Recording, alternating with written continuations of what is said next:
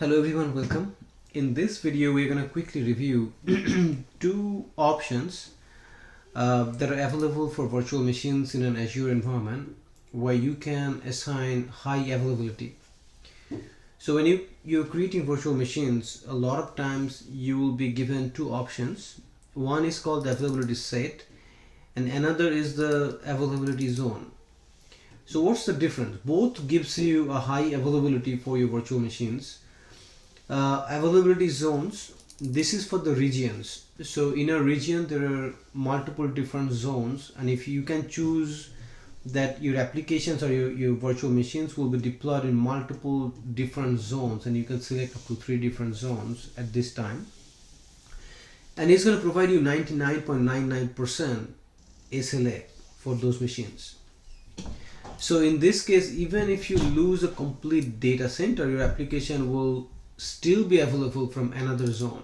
Okay, now availability set is actually for redundancy within a data center, and such that its SLA is a little bit less. It's 99.95%. So for this one, what will happen, it will assign your fault domain and update domain. Fault domain, you can choose up to 5 different fault domains, and for the update domain you can choose up to 20, and you can create this set. So if something happens to one of the racks in one of the fault domains, another virtual machine from another set, another fault domain, it will be available for you. Microsoft recommends that you use the managed disk, and you gotta use premium SSD for this deployment. So let's look at their official page. So you can go to this particular link, and it has a lot of information about how to manage availability of Windows virtual machines, and you can read up about the unplanned hardware maintenance, unexpected downtime, planned maintenance events, and then it talks about some points how you can fix and ensure high availability. So here, configure multiple virtual machines in an availability set for redundancy. This is what we're going to cover in this lab. Use managed disk. We're going to use managed disk. Use scheduled events to proactively respond to VM. We're not going to do that. Combine a load balancer with availability set. This is also, we are not going to do that in particular lab. Use availability zones to protect from data center level failure. So this is also we're going to cover in a different lab. So in this lab, we're going to focus on this particular aspect of high availability.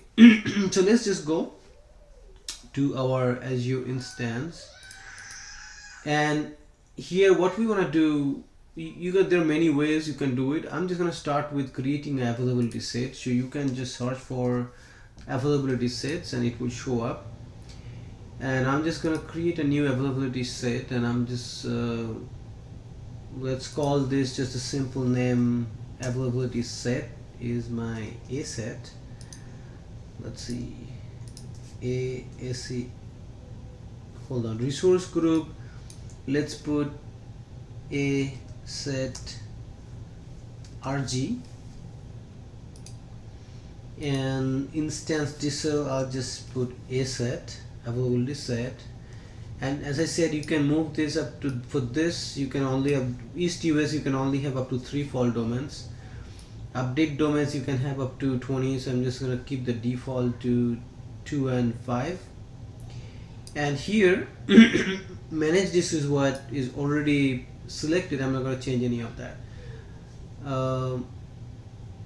So once I have this configuration ready, I'm just going to create this particular availability set. And this deployment is very fast. So you will see that it's done in like within a minute or less than a minute. So now I can go to the resource. So this is my availability set. This is deployed in East US. I have 2 fault domains that I can assign my virtual machines, and update domains are 5. Okay, in here what you notice, you cannot assign any VMs from this plate. Like if you can create the virtual machine, it's going to display how many machines are part of this availability set, but there is no add button that you can click and add a machine to it. So how do you add? a virtual machine. So let's go back and create a resource, and we're just gonna use Ubuntu.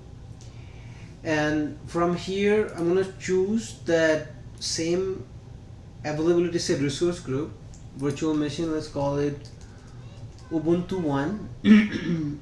Region STUS is what we have been using, and infrastructure redundancy, since we're working with the availability set, I'm going to choose that one.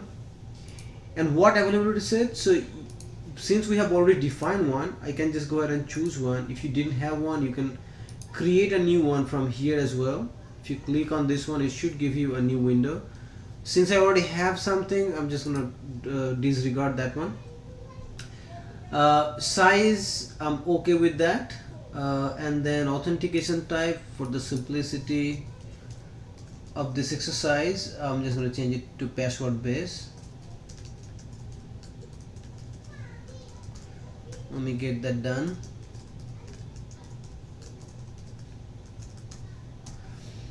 Alright, so and rest of the stuff I'm just going to keep it as default. So this is the premium SSD which we need. Networking is just going to create something for me. It's going to create asset RG VNet, which I'm fine with that. So all of that I'm okay with. Boot diagnostic, all of that is fine. Let's go to advanced. There's nothing there. Tags, nothing there. Review and create. So it's going to check if I have it's okay, it's a validation price, so I can create a virtual machine. So it's Ubuntu. This deployment usually goes pretty fast. So what it's already done, it's created, look at that, how quickly it has created the required resources before it can actually create the virtual machine. It has created my network security group, my IP asset, then what was there, a diagnostic, then the virtual network, the VNet is here, and the deployment is in progress. And you can look at the notification over here as well if you like. Looks like Ubuntu is almost done. It should be done in like couple less than a minute, I would think. So while this is going on, what else can we do?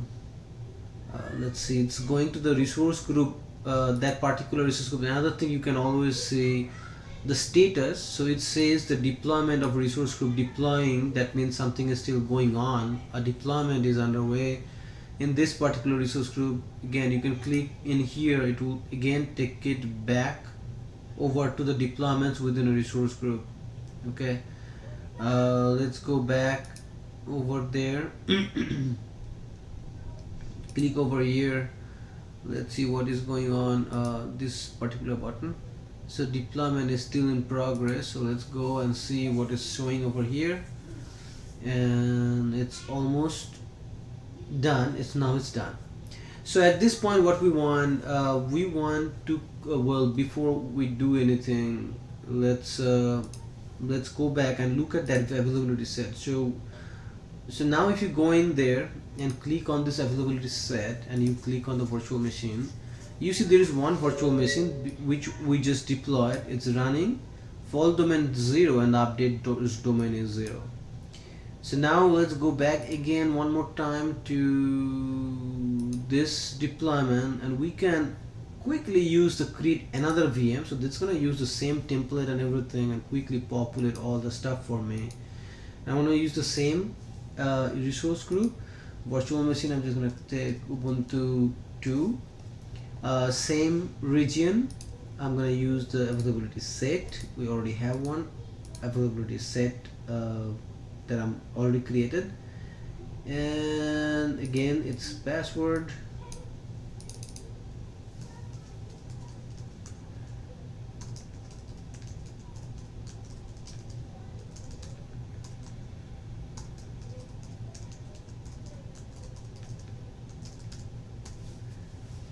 Right, we have all that done, and I just can click on review and create. I know the rest of this configuration should be exactly the same the way I have it, and I just create the next deployment for another Ubuntu which should be going to be deployed within that availability set. Okay, So at this point, just let's give it a second, and we can again go back to this resource group, and it should say 2 of the previous deployments were successful, 1 is now deploying. And we can also go back to the availability set at this time, and what I would expect, oh, it's already creating state. So what will happen, it will have a different fault domain and the update domain. The way it will have it, so that they're not the same. So I would not expect this to have a fault domain 0 and also the update domain 0.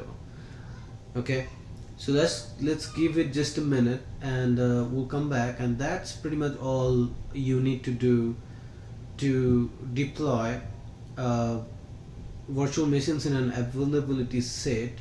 And again, remember, this is only for within a data center. So if something happens to the whole data center, you will still be in trouble. In that case, you have to think about using a availability zone.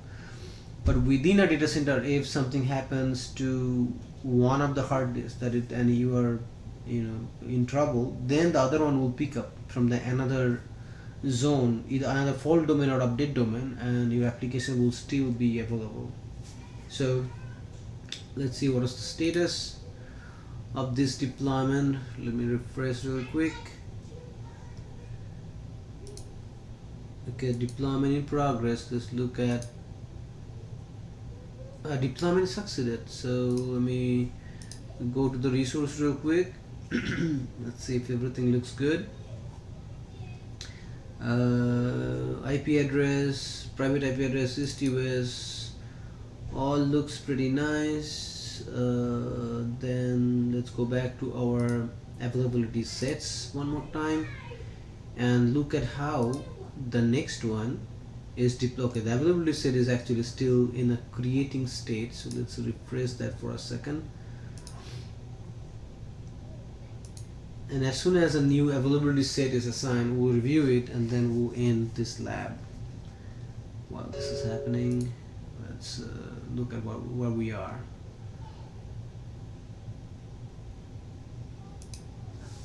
A lot of time I just go to this resource group to see what's going on within a resource group.